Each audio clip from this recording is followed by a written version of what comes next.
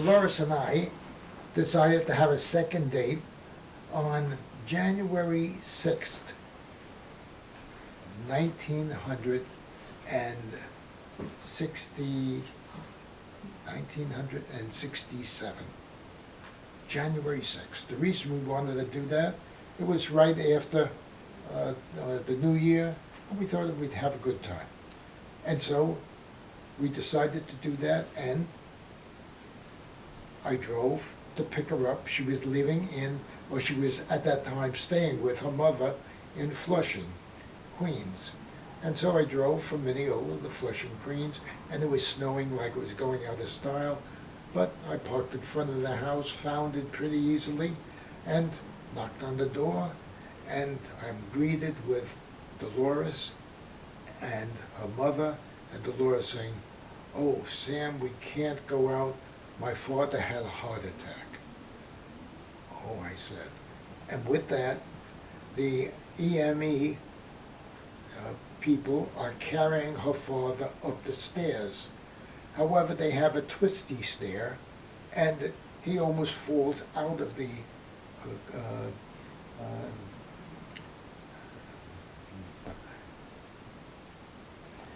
stretcher. He almost falls out of the stretcher. They get him placed back in, they carry him up, they put him into bed, they come downstairs and they leave, and Dolores says, "You see, I have to stay home with my father." And her mother and Arlene and Richard all say, "No, you don't, Mom. We'll take care of it. We'll take care of it." And Dolores' mother says, "Oh, no, you go ahead. Have a good time." So Dolores decides that she would go out with me. And so we were originally planning to go into New York City, but that became impossible. So instead, we went to Sunlux in Queens, and we went to this Chinese place, and it was snowing like all get out. It was very cold. And we go walking in the place, and standing in front of us to greet us was Mr. Lee, short, fat Chinese man with the nicest smile on his face. And he says, "Come on in." And he gives us this beautiful location. And he said, "Would you like something to drink?" And I said, "If we were in China right now, and it was this kind of a night, what would you give me and what would you give her?" And he said, "For you, I give you Nick Kao Pao and her plum wine." I said, "So let's do that." Well, Nick Kao Pao was Chinese whiskey, and plum wine was plum wine. And so we drank it, and we enjoyed it, and we ate like it was going out of style. The Chinese food there was excellent. Of course, when you're feeling innovative, anything is excellent. Well, it was just out of this world. At the end of the dinner, we're sitting there, and he brings over the cookies, the almond cookies. What did they call those? Anyhow, Fortune cookies? the fortune cookies, right. So bring over the fortune cookies, and she opens hers up, and she begins laughing. And I said, "What are you laughing about?" She says, "You'd never believe it. It says, the marriage will be prosperous." Well, I broke up laughing, and I said, "Well, that's good, because I was going to propose to you tonight." Second date. But here I met this woman who immediately captivated me. I never had, when you get married the first time, you get to meet somebody, you get to know them over a period of time, you start realizing things as you go on, and things start falling into place, the values of what you want with your life. And here I met a woman who had all of those values. She had family values, she had religious values, she had all those important things to me.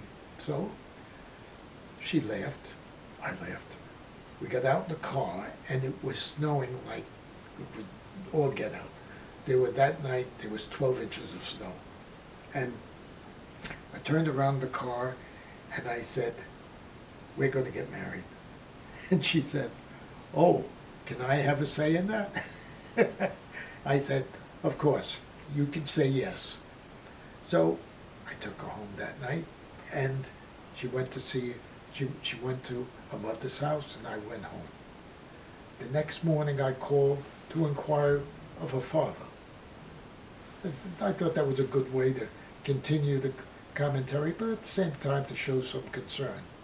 And her mother gets on the phone and she says, "Oh, Pop, he's doing well. He feels so good. The only thing is Dolores is in the hospital." I said, "She's in the hospital? How come? What happened?" And she said, "Well, she went out to go to church. She slipped on the ice and broke her arm." I said, "How'd she get to the hospital?" She said, "Well, the fireman took her." I said, "Well, who's the fireman?" She said, "My neighbor.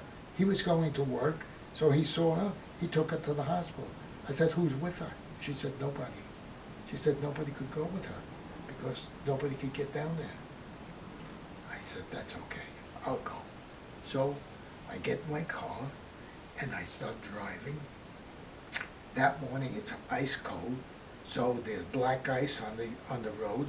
I'm driving along, sliding along, feeling a little wary about that whole thing. Just be careful where you're going and how you're doing it. Slow down, stuff like that. Go to the hospital, park right in front of the hospital, Flushing Hospital. Go walking in, looking around, and there she is sitting in a wheelchair and obviously devastated. Her head is down, and she's obviously been crying. And I went over to her, and she looked up and she saw me, and she said, "My knight in shining armor." Well, I laughed at that point. Of course, she was crying and laughing at the same time. And so at that point, I said, "What can I do? How can I?" She said, "I have to go up for an x-ray on the 3rd floor. There's nobody to push me." I said, "Easy." So I pushed her. We got the elevator, went up to the 3rd floor. She got her x-ray. We came back down, went into the emergency room where the doctors said, "Okay, what we're going to do now is we're going to put a cast on your arm." And he said, I took a look at the x-ray, and it looks okay. It looks like we got it in place. And he said, "I'm going to help you off with your blouse." And he turned to me and he said, "Are you her husband?" And I said, "No, but I'd like to be." And he said, "Why don't you wait outside?" So I did. She got the cast put on her arm. And after it dried up, I drove her back to her mother's house. She told me subsequently, being her knight in shining armor, that's the thing that made me. Well, I never forgot that either. Over the next few months, we saw each other on a pretty regular basis. Her arm was broken. We went to a movie. We saw The Sound of Music, and it was a very romantic movie, as you probably remember. And while we were there, helping her to sit down in the chair, in the audience, her cast hits me in the head, and I get a bruise on the top of the head. Well, it was on the forehead, so not bad. Right? So while I'm sitting there, and we watch the movie, and we go back home, and I drop her at home, and in Smithtown, and then I come back to Mineola. And the next day, my mother-in-law, with Aunt Catherine, stops over, as she did periodically during the week, almost every week, until the next year. And she said, "What happened to your head?" I said, "A lady I went out with hit me with her cast." She said, "Oh, were you being bad?" I said, "No, it was an accident." So my mother-in-law never forgot that. Sometime later, that same year, my son Tommy became ill. It was on the same day that the Bronx group of friends had come over to my house because it was my time to have them, and I made a roast beef, and I asked Dolores to come, and she did. So it was Dolores and 6 old friends of mine, and she met them, and they all made friends very quickly. But that night, my son Tommy developed an asthmatic condition and was in horrible shape. During the, or just before we started eating, I went up to spend a little time with him to help him through it. I turned on the hot water in the bathroom, closed all the doors. The hot water was very hot. It was over 200 degrees, so therefore it really warmed up the place. There was a lot of smoke that got into his lungs. We were able to help him through that. And I went back downstairs, and Dolores said, you know, I'm a nurse, so let me go up and take a look. So for the next 3/4 of an hour, she spent with Tommy. All my friends, never forgot that. How she would, on a first visit to the house, took all that time to spend with my son, who was so sick. They all became close friends. Anyhow, they were friends with Lois, became big, close friends with Dolores. Tommy worked out that night, went to sleep fine, and a few days later, we developed another active problem.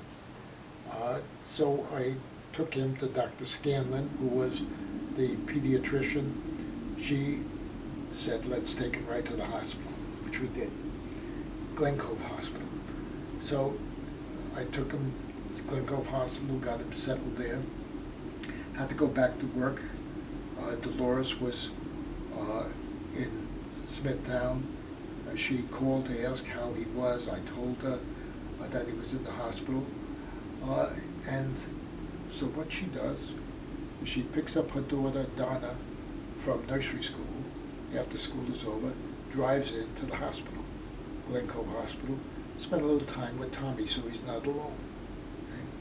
I'm working at that point in time, and a little while after I get home from work, Dolores' mother comes here, and she says, I met the lady that hit you in the head with her cast. I said, where did you meet her? And she said, when I went to Glen Cove Hospital to see Tommy, there she was. I said, you're kidding. She said, no. She said, she's a lovely woman. Well, it turned out they became close friends, really close friends. Anyhow, so she said to me something like, you couldn't do bad with a woman like her.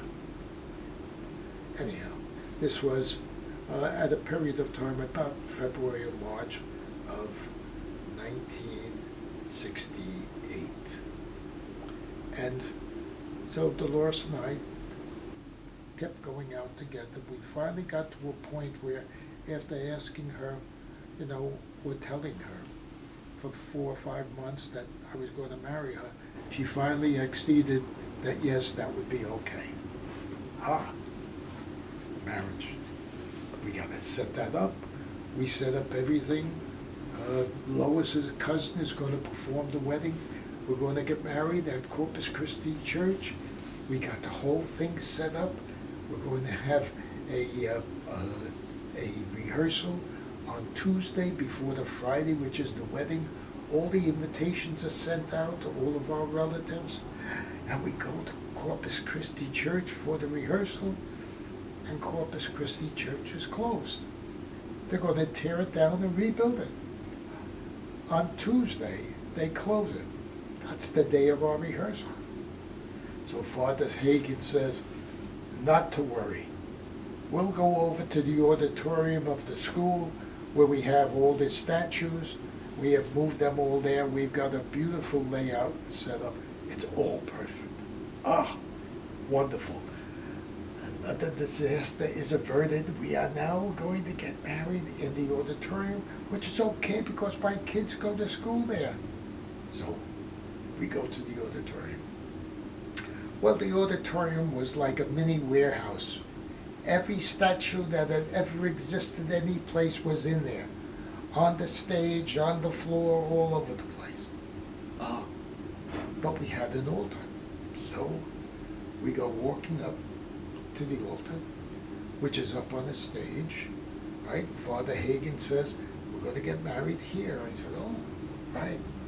And Dolores says, okay, now, where do I sit? And he said, well, you sit over there. And where does Sam sit? Sam sits over here. Well, over there and over here were on either side of the altar. And in between, there were about 4 statues. And Dolores says, and how does he put a ring on my finger? Does he throw it? And Father Hagen says, I guess this won't work out. We agreed it would not work out. So we just, in talking with him, he said, he said St. Aidan's would probably accept you. Apparently they had worked out some deal there. So I called Father Tully, who was a member of the Knights of Columbus, and who was the chaplain of the Knights, and was a member of the parish, St. Aidan's. And I told him about the story. He said, well, come on up here. Don't worry, we'll take care of everything. Get it all set up for you, it'll be a simple operation. So we went up there, and boy, did he grease the wheels. No problem whatsoever. Here we're in a new parish in the church that we had, was not our parish to begin with, and he welcomed us there. He set it all up so my cousin, when he came in, everything was all set. My son was an altar boy. Stephen was an altar boy, so that was okay. And my brother was the best man, and Arlene was the maid of honor. That worked out well, and all the kids came in, and the wedding got off absolutely beautifully. The night before the wedding, however, at 10:30 or thereabouts, I get a call from Dolores. It seems like Dolores had second thoughts, and she told me she was not going to show up the next day. She could not marry me. It was just too much. 11 kids? Impossible. I told her, that's okay. Lois told me the same thing, and I'll tell you the same thing. I'll see you tomorrow, we'll talk about it in church. Right?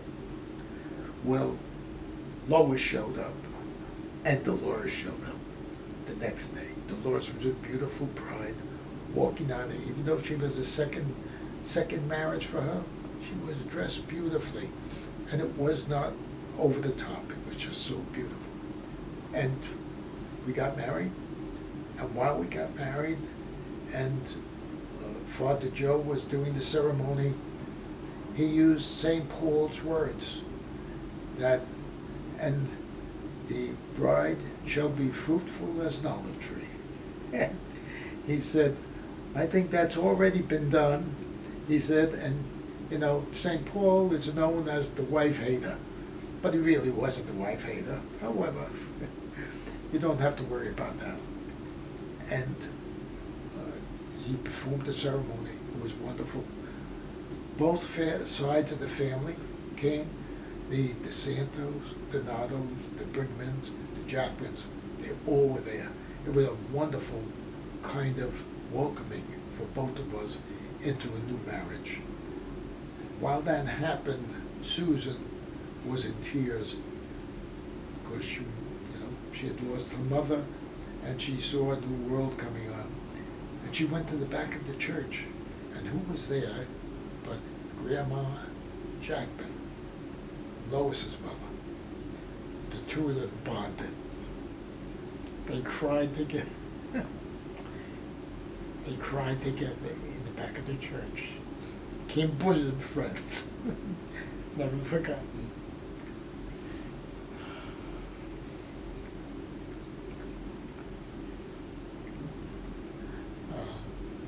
Susan, to this day, remembers her and remembers that. That was such a beautiful experience.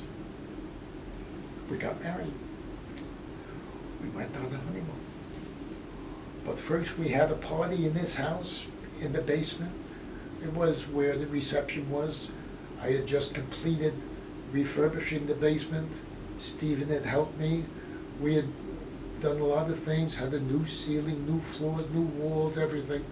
And we had a bartender from the Knights of Columbus. Bill Wielder was his name. And Bill was a good bartender. He knew how to mix drinks, and he mixed them very well. We had a couple people who were a little tipsy after it was all over, but everybody got home safely, I'm glad to say. One of them, Hillis and Rita. Hillis was driving, and they lived out in Comac, which is out on the island. And when they were going home and they were going over the George Washington Bridge, Rita said, "Yeah, I think we made a mistake." And Hillis said, "What mistake?" She said, "Well, we don't go over the George Washington Bridge to go home. We go the other way." Well, they ultimately found their way home. Nobody was hurt, no accidents, thank God. It was just a lot of fun. The next day, we got up to go on a honeymoon. The night before, we had placed all the kids with somebody. Kathy and Susan went with Pat Bueller, who lived down the block. Beth went with Grandma Jockman and Matthew, and all the other kids, Tommy and Stephen went with Grandma DeSanto, and Marie came into the picture also. So all the kids were well placed. My kids, her kids, we didn't have to worry about the supervision of them. So we get on this ship to go out. Freddie Nardoff, my friend, arranged for John DeVanzo to drive us in.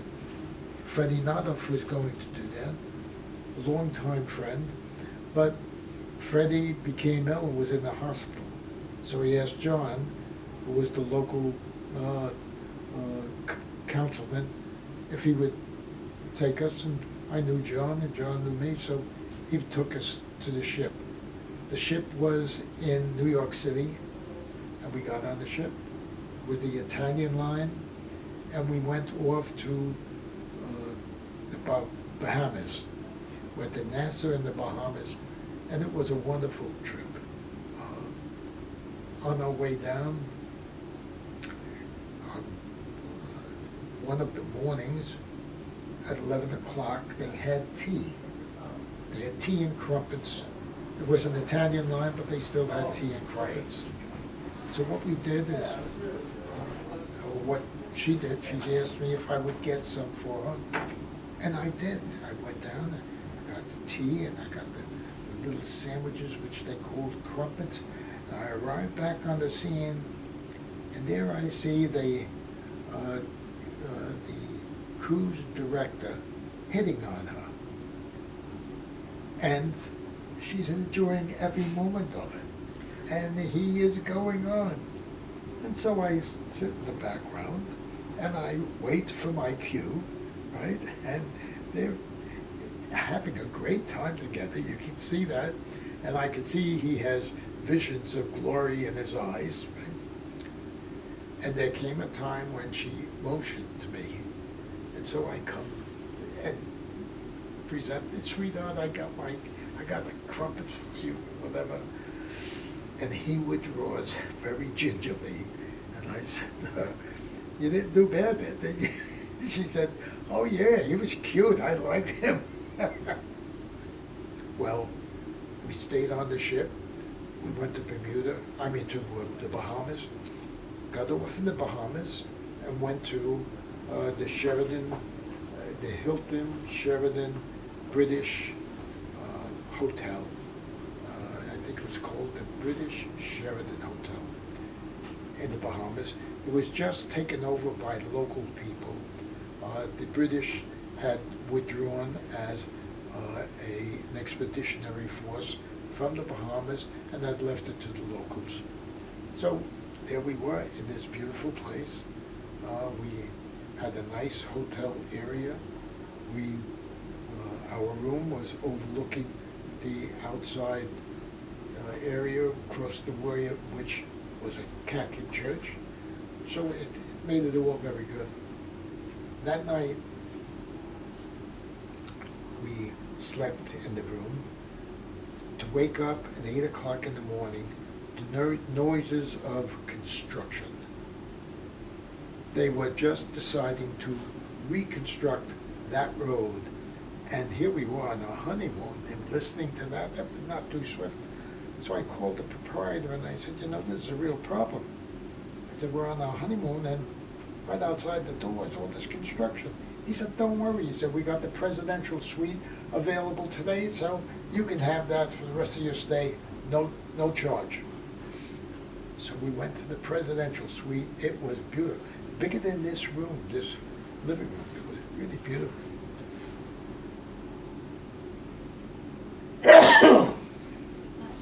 So we enjoyed ourselves in that room, in that setting, and then we went out and we did a few little things locally.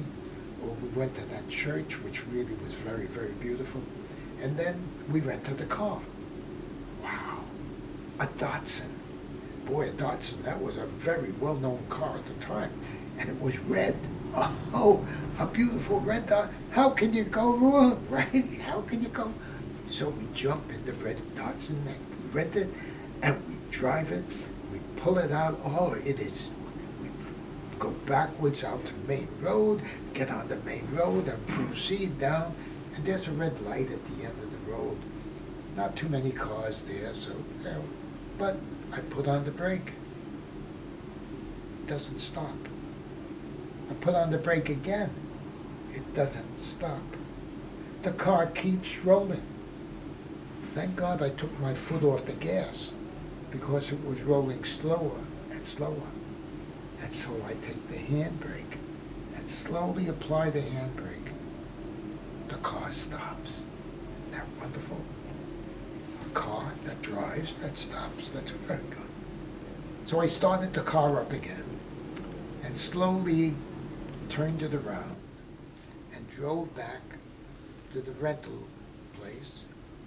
And as I drove back to the rental place and pulled the car in, the car didn't stop, but the handbrake worked, so that was okay. And I said to the guy, I said, you know, I said, the car is beautiful, don't stop. The brake doesn't work. He said, oh, that's all right. I got another car for you. Another red Datsun. Oh, how wonderful. This one, I go down the block, it stops, it's beautiful. We go off into the outskirts of Bahama and look at the various places. We stop here and we stop there. Everything is really wonderful. We go to a church. There's a little church out in the middle of nowhere, and it's really a beautiful little chapel. I mean, it was absolutely, of course, as we go walking in, a couple of little lizards are running across the road, but I told her not to be afraid, they don't bite. So we went in, we said a little prayer, we looked the place over, we got back in, we go riding down a little bit further, and I make a left, because I thought it was an appropriate thing. I get about halfway down, and there's a big wad of mud and dirt and water, and I know I can't get through that, so I put the car in reverse. Guess what? Reverse doesn't work.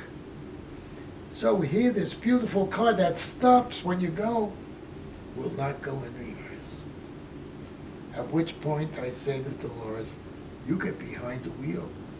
When I tell you, take the brake off, and I'll push it back. So I pushed the car back, and we got it back into place, and with no reverse, we drove back to the dealership. I go into the dealership, and I say, you know, it doesn't have a reverse. He said, don't worry, we have another car for you. I said, no more Datsuns, whatever else you got. We took another car, we went off, we traveled all around the place, saw a couple of really very, very nice places to go. Went to Paradise Island, which is connected. That was a beautiful place. Back in those days, there weren't a lot of hotels there, so it was really a beautiful beach area. We came back and we found a cabaret.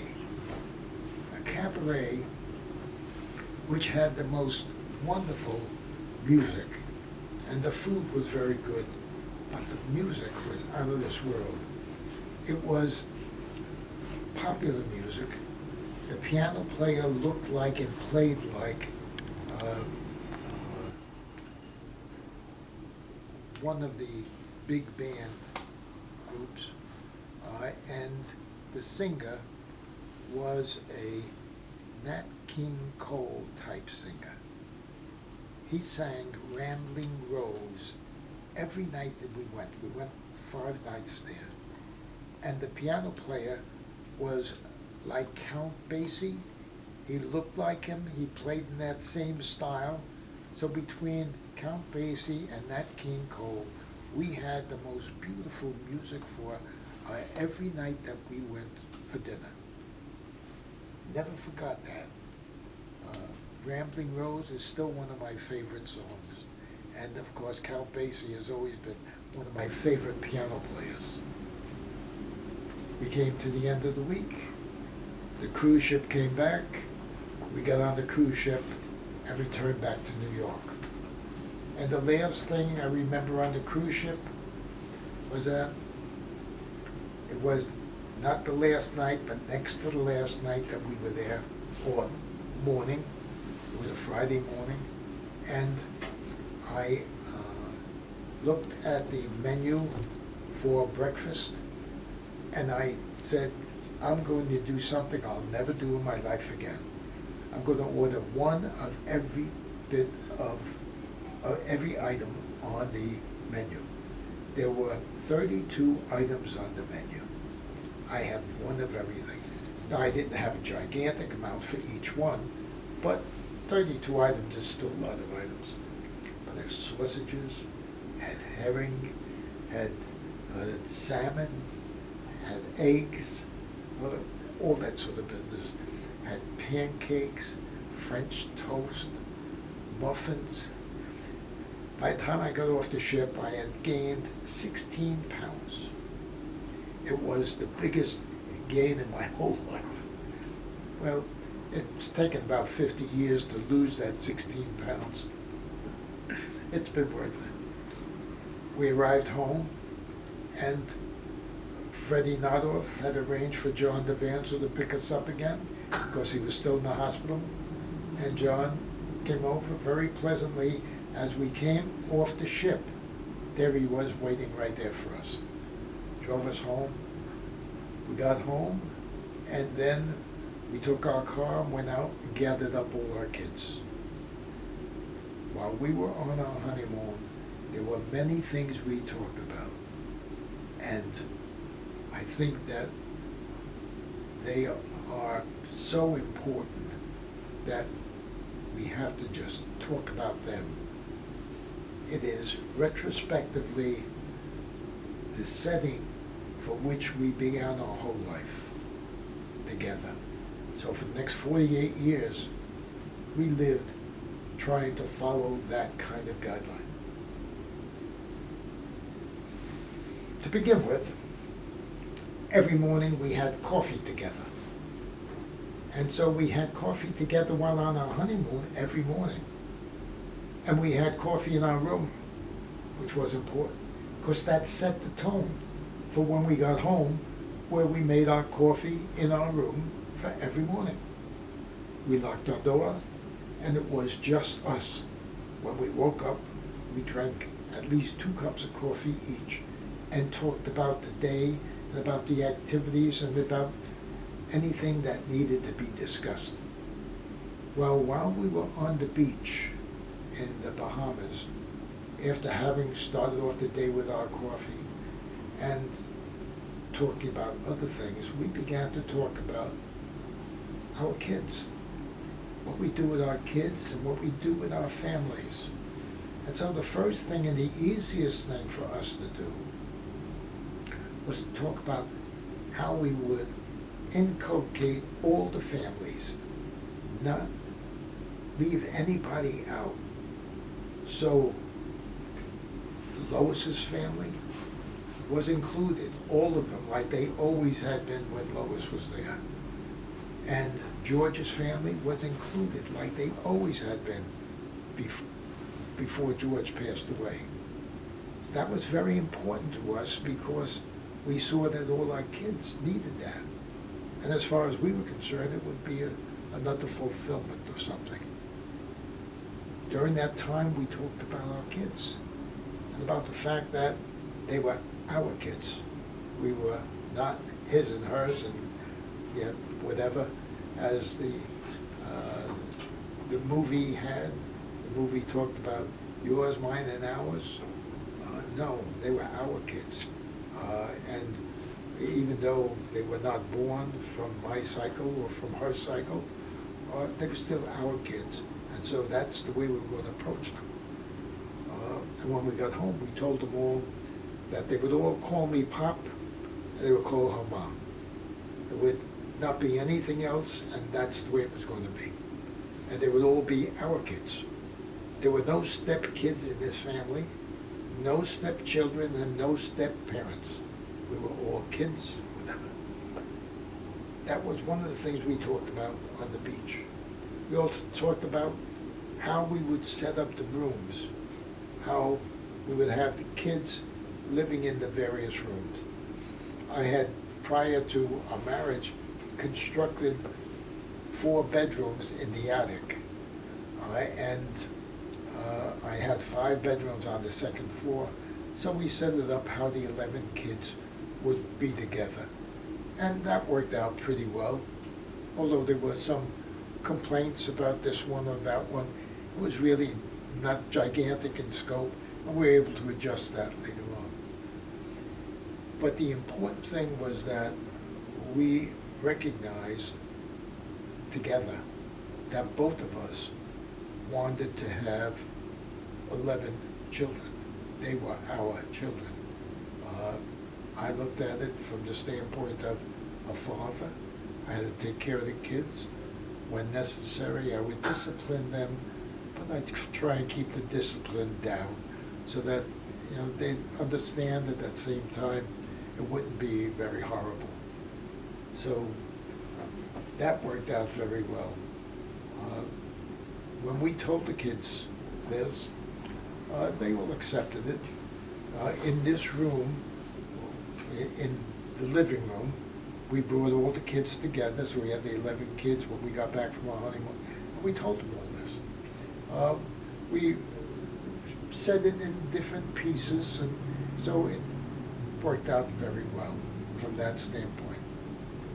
Except as we began to live together, then some problems developed. The biggest problem was that Dolores was doing all the work. She was making all the beds. She was doing all the wash. She was doing all the cooking. She was doing all the snacking. And that was one heck of a lot of work to do. So after we were married for a couple of weeks, I called a meeting with the family. And I told all the kids that from now on, we all have jobs. And I'm going to make a list of jobs, and you're going to see the list of jobs, and you're going to do them. And you do them every day. And I want, remember, you lost the father, you lost the mother, and we don't want that to happen again. So they all took that to heart, and they all took their jobs. While we were on the beach, we also talked about Lois and George. Lois, I told her about, and I told her where she went to high school, and Dolores told me where she went to high school. It turned out that the two of them were in high school together at the same time. Lois was a freshman when Dolores was a senior, and they both went to St. Thomas Aquinas High School. Dolores told me about George. George was a very nice man, very sweet, quiet. Compared to me, he was really very quiet. And Dolores told me that right from the start. She made it clear that it probably would cause some difficulty for us in adjustment because she made all the decisions in the last few years because George had been sick for 7 years. And she had had to take the reins to make sure everything worked well. But now we were married, at least she wouldn't have to do the bills. But we had some difficulties because I was still very high-powered and she was high-powered. And so we kind of conflicted from time to time. It was good that we had our own bedroom because after the day was over, even with the conflicts, we were able to make up, and making up was a lot of fun. So there we were on the beach, and she was telling me about George. And the thing about George was that he was very gentle, comparatively. The kids all loved him. Dolores loved him. They were bosom buddies. During his entire period of illness, he never made it harder on them than had to be because of the circumstances. Never was a moaner or a groaner. Didn't embarrass the children or anybody else. Was always with them in the parties and whatever. Tried to make it very nice, even to the time of death. Dolores told me that at the time of death he was in the hospital and she went to see him and he left very pleasantly. I found that very interesting. The kids, of course, all loved him. The two youngest did not remember him as well. The other three did and talked about him, which was nice. We got over that transition, thank God, because now Lois was a real person to Dolores and George was a real person to me. And we knew what was going on. Neither one of us would have remarried except that we were widowed. Great. You know what? I'd like somehow to work into the picture the names of those children. So how could we tell a little story about you meeting them, or how would you do that? Oh, Because you went I know in- how. The date. When the first date we had. Why don't you tell us a little bit of story and mention all of the kids by name? And then they're ready for lunch. Okay. So, Do we still have time on your things? 5 minutes? well, yeah, sort of. So, yeah. Okay. Just so we can put it in, well, yeah, so Right. they can all be named, mentioned. So there we were, sitting on the couch with Kathleen and Donna, asking, am I going to be their new daddy? And who comes in the room but Arlene, Tom, and Richard? Now, Arlene was the oldest daughter. Richard was the second oldest. Tom, the third oldest. Kathleen and Donna followed thereafter. These 5 kids were 5 kids. I looked at them and I said, 5 kids. They seem nice enough. They're trained well. They speak very well. They have all the quirks of young kids, which was fine. I looked at them and I said, we can have a lot of fun. Especially when Donna and Kathleen, sitting on my lap, were kind of like hugging me, like I'm this cute guy that they've never seen before, or I was a movie star, or whatever. It was such a good feeling. So there I met all 5 of them. I thought they were going to fit in very, very well with my kids, because there were 6. Turned out that their ages almost fit together, almost like that. Only one, one of each, Stephen and Tom, were of the same year, but all the others were integrated. After we married, and we had them all in their various rooms and whatever, and they all had their little idiosyncrasies, right? It became clear that they really appreciated what was happening and how it was happening. A couple of them immediately became bosom buddies. Catherine and Arlene became bosom buddies. Kathleen and Stephen became bosom buddies. Matthew and Donna became bosom buddies. These were integrated relationships which have never failed to blossom. They continue to over all these years. So we found that to be wonderful. Of course, every once in a while we had a little problem here or there, but it never relegated itself to big difficulties. The problems that we had were typical for children going through adolescence and pre-adolescence.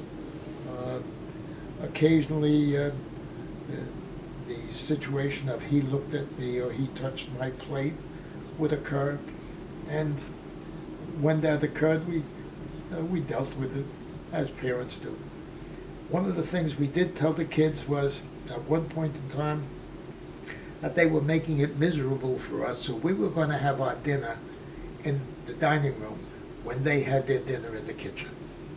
And since it was 12 kids in a small kitchen, we lined it up so we had kids on each one of the platforms. We had shelves here and there, and so we had the kids all, right? But they always ate. We always had a lot of food. That was a very important thing for us. And Dolores made it very clear that no question. We'd always have more food than was necessary to make sure that no kid ever felt hungry. And so they didn't. We had a couple kids who didn't like this or didn't like that. But my rule, and it was my rule, was one meal. Mother makes one meal, everybody eats it, like it or not. And it was interesting because for the most part that worked out. A couple of the kids decided on a couple of days that they would eat very sparsely, right? A couple of them didn't like spaghetti, for instance. So when we had spaghetti night, very little spaghetti. And we had Jackson, so Jackson, our dog, ate a lot of spaghetti. We went on in our life growing until until Uncle Eugene, my brother-in-law, and Aunt Marie, my sister, purchased a house up in Penn Yan, New York. That's up near Buffalo. And Eugene one day said, I'm going up to Penn Yan. I'd like to take Stephen, Tom, Tommy, and Richard with me. Excuse me a second.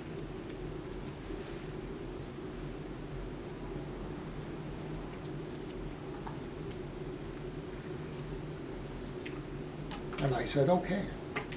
So they went and they found this upstate house, old, big one up in Penn Yan, and they rode a tractor and they did various things out in the woods and helped rebuild the porch on the house and saw various animals and just had a nice time. Came back from there talking about how wonderful it was to be upstate. At that point in time, I had had enough money to buy a second house. And I thought,